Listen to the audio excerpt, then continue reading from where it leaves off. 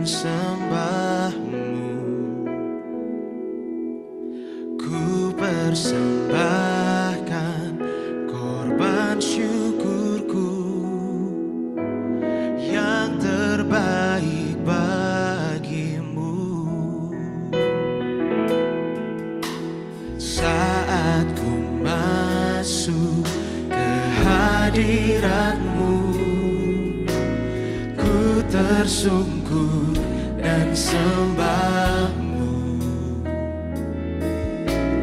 Ku persembahkan korban syukurku yang terbaik bagimu. Ku bawa korban syukur ke tempat kudus-Mu Tuhan. Hatiku limpah dengan syukur, sebab Tuhan baik. Oh, sebab Tuhan baik.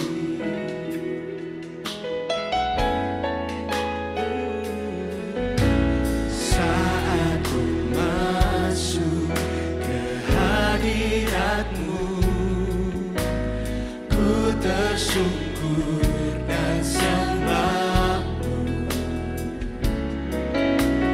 Ku persembahkan korban syukurku yang terbaik bagimu. Ku bawa korban syukur ke tempat kudus-Mu Tuhan. Hatiku limpah dengan syukur, sebab Tuhan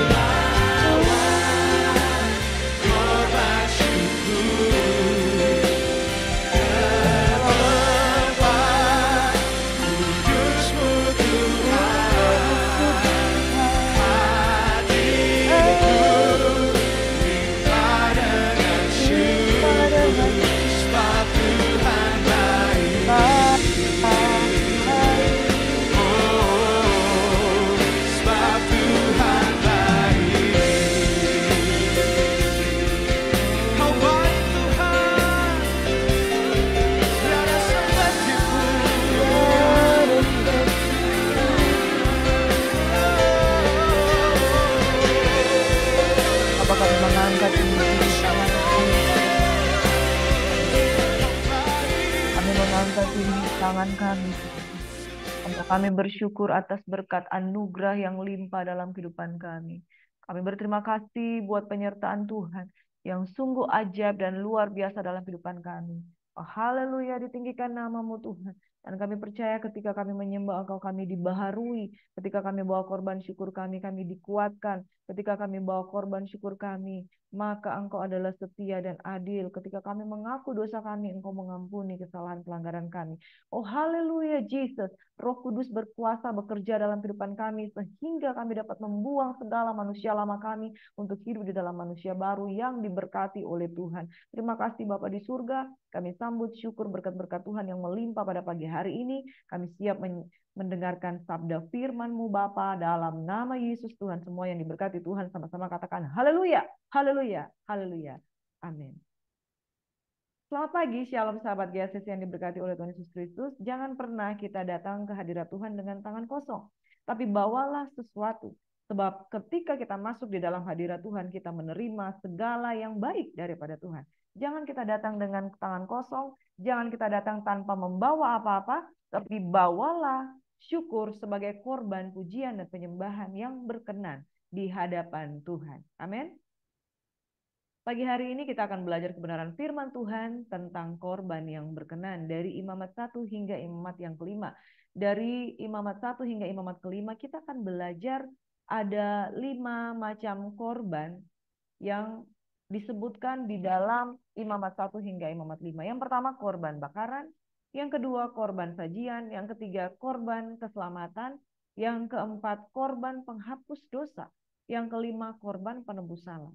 Saudara, berbicara tentang 5 korban di perjanjian lama, mungkin saudara berpikir seperti ini. Apa sih gunanya kita belajar tentang korban-korban di perjanjian lama?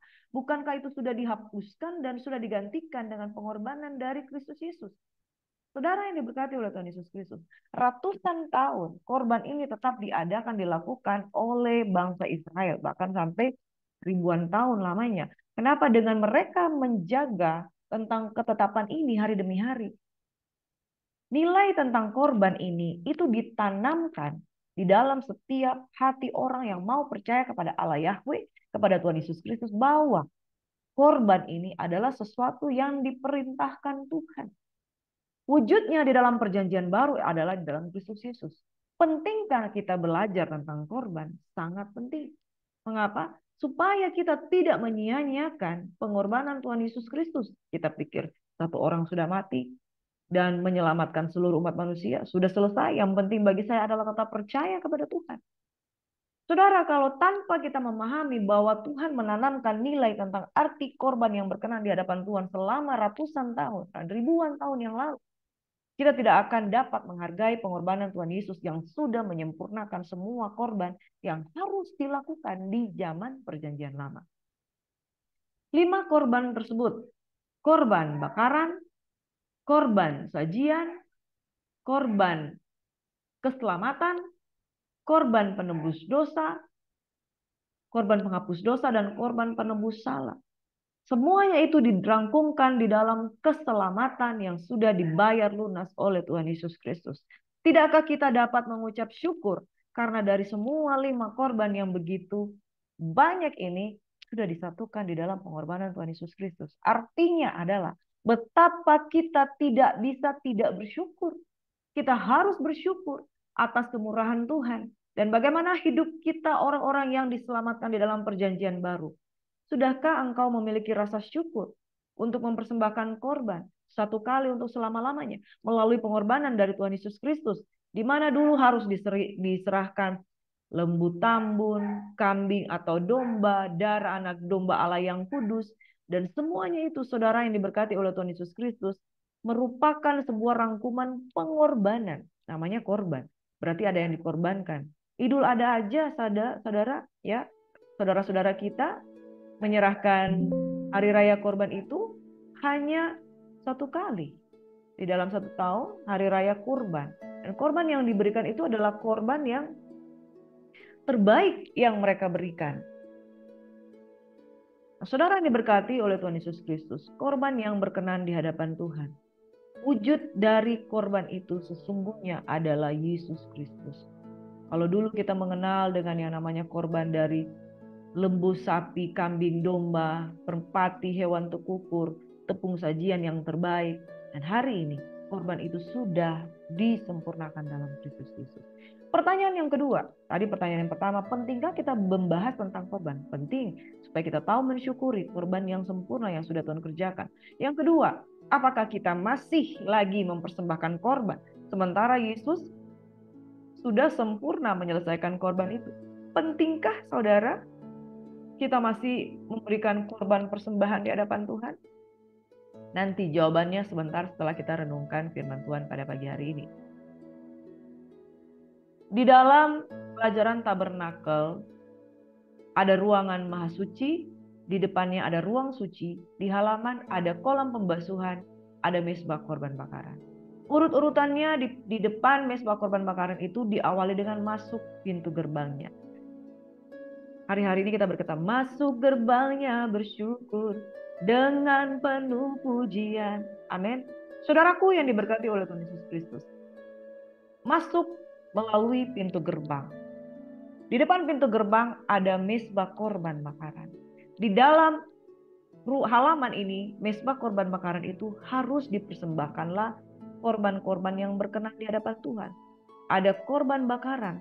Intinya ketika masuk korban bakaran ini dulu. Saudara, Yesus sudah memberikan nyawanya satu kali untuk selama-lamanya supaya kita boleh masuk. Bukan cuma di pelataran. Ketika kita masuk di pelataran ada kolam pembasuhan, berbicara tentang penyucian dosa, berbicara tentang baptisan. Lalu kita masuk di sana lagi ada yang namanya ruang suci. Di ruang suci itu ada kandil, kemudian dinyalakan pelita-pelita di atasnya. Kemudian ada meja untuk mempersembahkan rumah roti. Ada persembahan ukupan. Kandil itu berbicara tentang karunia Roh Kudus. Roti itu berbicara tentang firman Tuhan. Dan mezbah ukupan berbicara soal persembahan yang harus dinaikkan di hadapan Tuhan. Kudus dan berkenan di hadapan Tuhan. Lalu ada ruang maha suci. Di dalamnya ada kerub-kerubin dengan kedua sayapnya yang menandakan Tuhan melindungi tempat maha kudusnya dengan kesucian. Di dalamnya ada tongkat Harun, mana sorgawi, dan kedua loh batu. Betapa pentingnya kita memenuhi hukum-hukum Tuhan. Dan semuanya itu Yesus sudah mengerjakan bagi kita. Berbicara tentang korban bakaran. Tanpa korban bakaran kita tidak dapat masuk ke dalam ruang maha kudus. Saudara, korban bakaran itu haruslah korban bakaran dari lembu, seekor jantan yang tidak bercela, dibawa masuk ke pintu kemah pertemuan supaya Tuhan berkenan atas dia. Lalu meletakkan tangannya di atas kepala korban bakaran itu sehingga baginya persembahan itu diperkenankan untuk mengadakan pendamaian bagi dia. Bahkan dikatakan saudara, api yang di atas mezbah itu harus dijaga supaya terus menyala, jangan dibiarkan padam. Tiap-tiap pagi imam harus menaruh kayu di atas mezbah, atur korban bakaran di atasnya, membakar segala lemak, harus dijaga supaya api tetap menyala di atas mezbah. Jangan biarkan padam. Saudaraku yang diberkati oleh Tuhan Yesus Kristus, api harus tetap menyala. Berbicara tentang korban bakaran, hubungan kita dengan Tuhan tidak boleh padam. Ini adalah simbol pengertian jemaat bahwa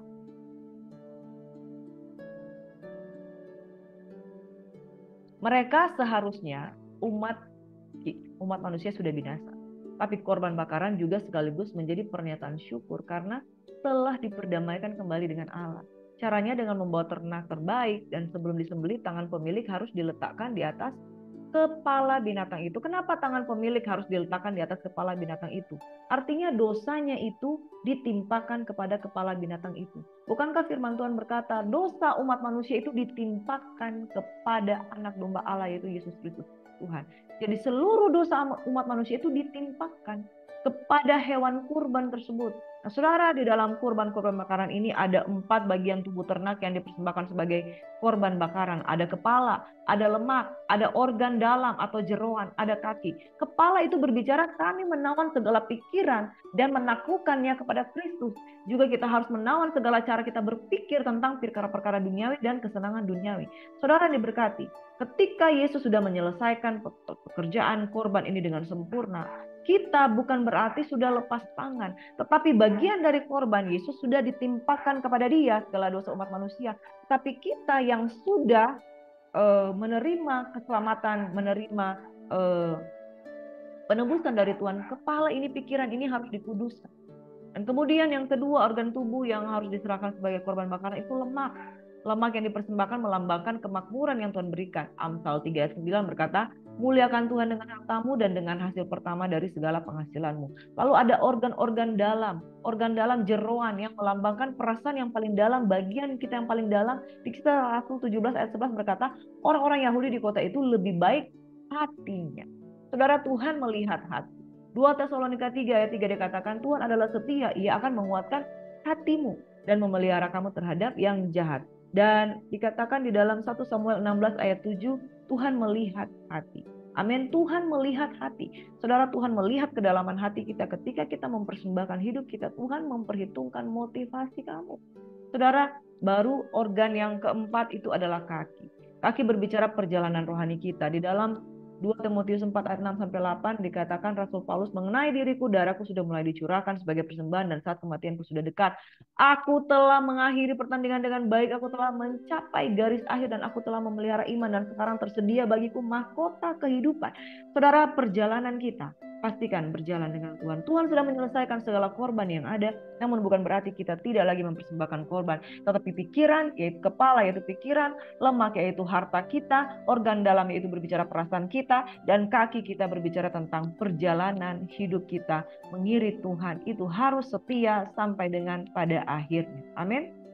Yang berikutnya, korban sajian. Imamat 2 ayat 1 berkata, apabila seseorang hendak mempersembahkan persembahan berupa korban sajian kepada Tuhan, hendaklah persembahannya itu tepung yang terbaik dan ia harus menuangkan minyak serta membumbukan kemenyan atasnya.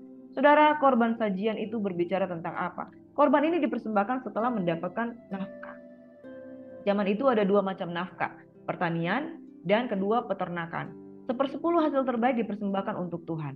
Tapi tak semuanya dibakar di atas mezbah, melainkan hanya half of that, yaitu sebagian saja sebagai tanda syukur dan melambangkan bahwa hidup manusia adalah anugerah Tuhan. Saudara, masihkah kita mempersembahkan korban? Korban sajian berupa minyak yang terbaik, berupa tepung yang terbaik, berupa kemenyan yang terbaik. Persembahan kita berupa persembahan kita yang kita tabur setiap ketika kita beribadah, ketika kita memberikan harta kita, korban sajian yang berkenan di hadapan Tuhan berupa apa yang kita kerjakan hari demi hari sepanjang bulan, kemudian kita berikan untuk Tuhan. Korban sajian, kita masih lagi memberikan korban sajian. Sekalipun Yesus sudah menebus dosa kita, tapi kita memberikan tepung yang terbaik untuk hormat kemuliaan nama Tuhan. Lalu di imamat yang berikutnya ada korban keselamatan. Imamat 3 ayat 6-8. Jikalau persembahannya untuk korban keselamatan bagi Tuhan adalah dari kambing domba, jantan atau betina yang tidak bercela. Kalau dia mempersembahkannya, ia harus membawanya di hadapan Tuhan, meletakkan tangan di atas kepala persembahan itu dan sembelih di depan kemah pertemuan. Lalu anak-anak Harun menyiramkan darahnya pada mezbah sekelilingnya. Di Kejadian 31 ayat 54 dikatakan, dan Yakub mempersembahkan korban sembelihan di gunung itu, ia mengundang makan saudara-saudaranya, lalu mereka makan serta bermalam di gunung itu. Saudaraku yang diberkati oleh Tuhan Yesus Kristus, korban ini berupa ternak, tak bercela, tak bercacat di hadapan Tuhan. Korban ini tak berurusan dengan dosa, melainkan sebagai bakaran bagi Allah setiap kali datang ke baitnya. Sebelum disembelih, pemilik juga meletakkan tangan di atas kepala binatang korban sebagai lambang keselamatan yang dianugerahkan Tuhan baginya sehingga tidak binasa dalam dosa. Saudara, dengan mengakui dosa-dosa kita, Yesus membawa kesalahan kita dan kita sama-sama bertanggung jawab atas kematiannya seperti tentara yang menusuknya. Dalam arti seperti ini, korban keselamatan itu berbicara korban itu ternak tak bercacat celah yang dibawa ke hadapan Tuhan. Tuhan Yesus sudah menyerahkan semuanya. Yang menjadi tanggung jawab kita adalah setiap kali kita datang kepada Tuhan, kita mengingat akan keselamatan yang sudah Tuhan anugerahkan dalam hidup kita. Makanya di dalam kitab Ibrani dikatakan seperti ini. Marilah kita dengan berani masuk menghadap hadiratnya di ruang Maha Kudus dengan penuh keberanian, dengan mengingat akan korban keselamatan yang daripada Tuhan. Tanpa Yesus, tanpa menyebut nama Yesus, saudara tidak bisa masuk. Di dalam pujian penyembahan, di dalam hadirat Tuhan, korban keselamatan itu berbicara tentang anak domba yang tidak bercacat, tidak bercela, yang kita harus bawa nama ini di hadapan Tuhan supaya kita diterima oleh Tuhan. Dan Yakub mempersembahkan korban sembelihan di gunung itu, ia mengundang makan sanak saudaranya, lalu mereka makan serta bermalam di gunung itu. Saudara yang diberkati oleh Tuhan Yesus Kristus, ketika kita mempersembahkan korban di hadapan Tuhan, korban keselamatan, itu berbicara tentang rasa syukur kita. Yesus sudah mati bagi kita, menebus dosa kita, umat manusia. Dan itu sudah dikerjakan, dan kita hanya untuk mengucapkan nama itu, mengingat nama itu, merenungkan nama itu. Dan kemudian dengan berani kita boleh. Karena di dalam firman Tuhan dikatakan, akulah jalan, kebenaran, dan hidup. Tidak ada seorang pun yang dapat datang kepada Bapa kalau tidak melalui aku. Keselamatan di dalam Tuhan hanya ada di dalam Yesus. Ketika kita datang kepada Tuhan, korban keselamatan itu kita ulang dengan mengungkapkan iman kita. Aku datang oleh darah anak domba Allah yang kudus, yang tidak bercacat, tidak bercela. Korban yang keempat adalah korban penghapus dosa. Tuhan berfirman kepada Musa, katakanlah kepada orang Israel, apabila seseorang tidak dengan sengaja berbuat dosa dalam sesuatu hal yang dilarang Tuhan, dan ia memang melakukan salah satu daripadanya, maka jikalau yang berbuat dosa itu imam yang diurapi, sehingga bangsanya turut bersalah, haruslah ia mempersembahkan kepada Tuhan karena dosa yang telah diperbuatnya itu seekor lembu jantan muda yang tidak bercela sebagai korban penghapus dosa. Ia harus membawa lembu itu ke pintu kemah pertemuan di hadapan Tuhan. Lalu ia harus meletakkan tangannya ke atas kepala lembu itu dan menyembelih lembu itu di hadapan Tuhan. Saudara, ini melambangkan, korban penghapus dosa ini melambangkan kesadaran manusia, termasuk para imam, akan dosa lalu bersedia mengaku. Ada orang melakukan dosa tanpa sadar.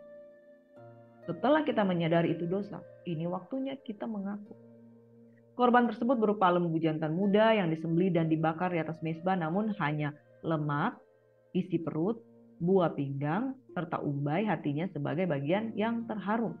Sedangkan seluruh bagian lain harus dibakar di luar perkemahan, karena kemah pertemuan tidak boleh dicemari. Jadi saudara, yang diterima di sini adalah lemak, isi perut, buah pinggang, serta umbai. Itu berbicara tentang jeroan, bagian dalam, dan juga lemak. Korban penghapus dosa adalah dosa-dosa yang dilakukan tidak dengan sengaja, tetapi kemudian kita menyadari itu dosa. Awalnya dosa itu kita tidak sadar ini dosa, tapi kemudian kita menyadari ini dosa. Saudara, itulah mengapa yang diterima itu adalah jeroan, bagian dalamnya, dan kemudian lemaknya. Itu berbicara tentang isi hati kita yang sebenarnya di hadapan Tuhan. Mari kita, Daud pernah berkata seperti ini. Pujilah aku Tuhan, cobalah aku Tuhan, selidiki hatiku dan hatiku, mataku tertuju padamu. Ada dosa yang kita tidak sadari itu sebagai dosa. Tetapi ketika kita bawa hati kita dan kehidupan kita di hadapan Tuhan, dan kemudian kita sandingkan dengan kebenaran, lalu kita menyadari, wah ternyata ini dosa. Pendamaian korban penghapus dosa. 1 Petrus 1 ayat 18-19 berkata, sebab kamu tahu bahwa kamu telah ditebus dari cara hidupmu yang sia-sia, yang kamu warisi dari nenek moyangmu itu. Bukan dengan barang yang fana, bukan pula dengan perak atau emas, melainkan dengan darah yang mahal, yaitu darah Kristus, yang sama seperti darah anak domba yang tak bernoda dan tak bercacat. Ada orang yang tidak menyadari dia berdosa karena dia tahu ini kebudayaan. Ada orang yang tidak menyadari itu dosa karena dia tahu ini adalah dosa keturunan. Ada orang yang tidak menyadari dia berdosa karena dosa itu dia lakukan tanpa sepengetahuan dia. Tetapi ketika dia berhadapan dengan kebenaran firman Tuhan, kemudian dia menyadarinya. Saudara, kita butuh korban penghapus dosa sebagai pendamaian. Itu sebabnya korban penghapus dosa berbicara tentang bagaimana hati kita yang paling dalam itu harus bertobat. Dan pertobatan itu berbicara tentang kita sadar, tiba-tiba kita sadar bahwa dosa kita itu ternyata begitu dalam. Dan korban penghapus dosa itu berbicara gak ada satupun korban yang bisa dikerjakan, yang bisa mengerjakan keselamatan korban penghapus dosa itu kecuali Tuhan Yesus Kristus. Penghapus dosa, saudara, makanya ketika Tuhan menghapus dosa, dia masuk sampai ke jeroan yang paling dalam, di bagian hati yang paling dalam. Jadi saudara, kalau pertobatan cuma bagian luar, saudara belum mengalami penghapusan dosa. Kalau pertobatan belum masuk sampai kedalaman hati kita, sampai jiwa kita betul-betul disadarkan.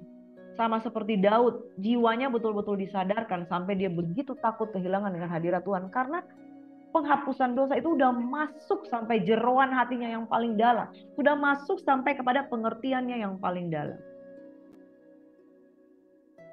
Saudaraku yang diberkati oleh Tuhan Yesus Kristus,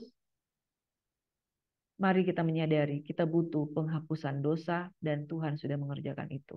Yang paling penting di sini adalah kita serahkan hati kita kepada Tuhan. Karena bagian hati yang paling dalam itu yang paling penting. Yang kelima, korban penebus salah yang disebutkan di dalam kitab Imamat 4. Jikalau yang berbuat dosa dengan tidak sengaja itu segenap umat Israel dan jemaat tidak menyadari sehingga mereka melakukan salah satu hal yang dilarang Tuhan dan mereka bersalah, maka apabila dosa ini berbuat mereka itu ketahuan. Ketahuan.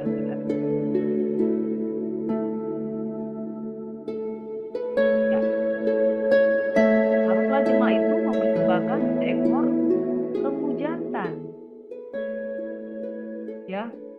Berarti ada dosa yang ketahuan, ada dosa yang tidak ketahuan. Mempersembahkan seekor lembu jantan yang muda sebagai korban penghapus dosa.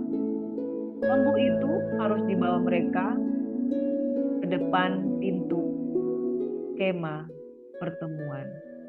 Wah, saudara, ada dosa yang ketahuan, ada dosa yang tidak ketahuan. Korban ini dilakukan setelah berbuat dosa tanpa sengaja karena kelalaian. Misalnya secara tak sengaja melupakan janji dengan seseorang atau menabrak binatang piaraan orang lain hingga mati. Imamat mengajarkan bahwa si pelaku harus mengganti kerugian lalu mempersembahkan korban di bait Allah. Korban persembahan di atas dicatat lengkap di dalam imamat karena hal itu begitu penting bagi Allah. Dia bahkan menegakkan peraturan ini dengan sangat ketat dan serius. Amin. Saudara yang diberkati, makna dari korban di dalam Imamat 17 ayat 11, karena nyawa makhluk ada di dalam darahnya dan aku telah memberikan darah itu kepadamu di atas mezbah untuk mengadakan pendamaian bagi nyawamu, karena darah mengadakan pendamaian dengan perantaraan nyawa. Ada orang yang berbuat dosa dengan tidak sengaja, tetapi kemudian diketahui itu adalah dosa Maka dengan korban penebus salah dilakukan untuk menebus kesalahan yang sudah terlanjur dilakukan. Ibrani 9 ayat 22 dikatakan, dan hampir segala sesuatu disucikan menurut hukum Taurat dengan darah, dan tanpa penumpahan darah tidak ada pengampunan. Darah mewakili kehidupan dan Tuhan membuat darah penebusan adalah tebusan bagi kehidupan manusia. Darah setiap hewan yang disembelih melambangkan darah anak domba Allah, Yesus Kristus. Nyawa ganti nyawa. Allah memberikan nyawa anaknya sebagai pengganti bagi kehidupan orang berdosa.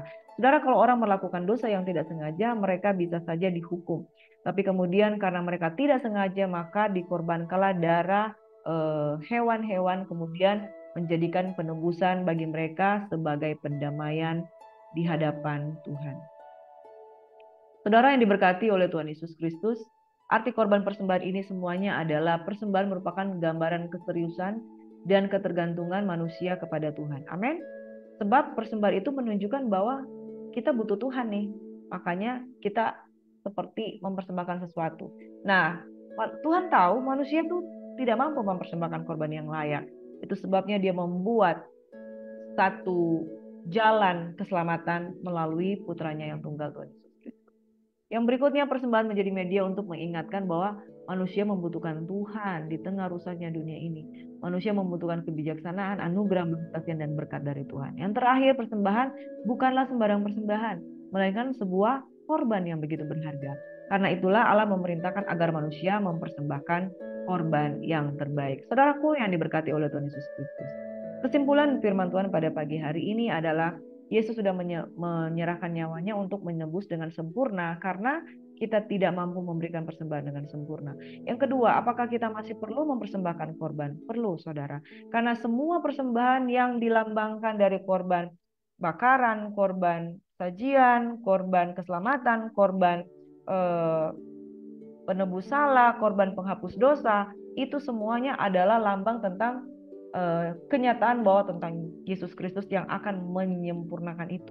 Tetapi semua makna dari korban-korban yang ada di imamat ini melibatkan 4 organ tubuh, yaitu kepala berbicara soal pikiran, itu pola pikir kita yang harus ditebus. Lalu kemudian lemak berbicara soal harta kita yang harus kita turut persembahkan bagi Tuhan karena dari Tuhan, oleh Tuhan, untuk Tuhan. Kemudian bagian dalam yaitu jeroan, bagian perasaan, bagian hati, dan kemudian kaki itu yang harus dipersembahkan. Itu berbicara soal perjalanan kita itu harus setia dengan Tuhan sampai akhir. Dan saudara yang diberkati oleh Tuhan Yesus Kristus, korban ini semuanya tidak bercacat, tidak bercela. Itulah yang dikerjakan oleh Yesus Kristus. Perihal pikiran, kita harus melibatkan pikiran kita, hati kita, lemak kita, kaki kita. Artinya di sini ada responsif. Karena dikatakan bahwa iman adalah bentuk respon kita terhadap keselamatan. Keselamatan disediakan, tanpa iman kita tidak bisa diselamatkan. Tanpa pikiran, hati, perbuatan, dan harta kita tidak kembalikan untuk Tuhan sebagai suatu korban, kita tidak akan dapat meresponi keselamatan. Korban berbicara soal reaksi kita, respon kita untuk menerima apa yang Tuhan berikan. Tuhan sudah menolong kita dengan memudahkan kita mengirim juru selamat, tapi respon kita itulah yang namanya korban. Living sacrifice Roma 12 ayat 1 dan 2 berkata seperti ini. Karena itu saudara-saudara, demi kemurahan Allah, artinya Tuhan yang sudah set up segala sesuatu supaya kita bisa mempersembahkan sesuatu. Tuhan berinisiatif memberikan anaknya yang tunggal. Paulus menasihatkan, aku menasihatkan kamu supaya kamu mempersembahkan tubuhmu sebagai persembahan yang hidup, yang kudus dan yang berkenan kepada Allah. Itu adalah ibadah inisiatif. Kemurahan Allah adalah keselamatan oleh Yesus. Respon kita mempersembahkan tubuh sebagai persembahan yang hidup dan kudus, berkenan. Ibadah yang sejati adalah pertemuan antara kasih karunia dan kemurahan Allah dengan persembahan kita yang berkenan di hadapan Tuhan. Itu adalah ibadahmu yang sejati. Persembahan seperti apa? Jangan jadi serupa dengan dunia ini, tapi berubahlah oleh kepala pembaharuan budimu, sehingga kamu dapat membedakan manakah kehendak Allah, apa yang baik, apa yang berkenan, apa yang sempurna. Baik itu berbicara soal harta kita, berkenan itu berbicara soal hati kita, dan yang sempurna itu berbicara soal kaki kita yang berjalan dari awal sampai akhir. Seperti yang Paulus katakan, aku telah menyelesaikan pertandingan, aku mencapai garis akhir, dan tiba waktunya aku akan menerima mahkota kehidupan. Saudara, sekali lagi, kasih karunia Allah, kemurahan Allah, bertemu dengan persembahan tubuh kita yang sebagai persembahan yang hidup, maka disitulah ada ibadah yang sejati. Pertemuan antara kasih karunia dan korban. Dan kemudian jangan menjadi serupa dengan dunia ini. Kepala kita, pikiran kita persembahkan. Lalu kehendak Allah apa yang baik, hati kita, harta kita serahkan kepada Tuhan yang berkenan kepada Allah dan yang sempurna sampai mencapai garis akhir.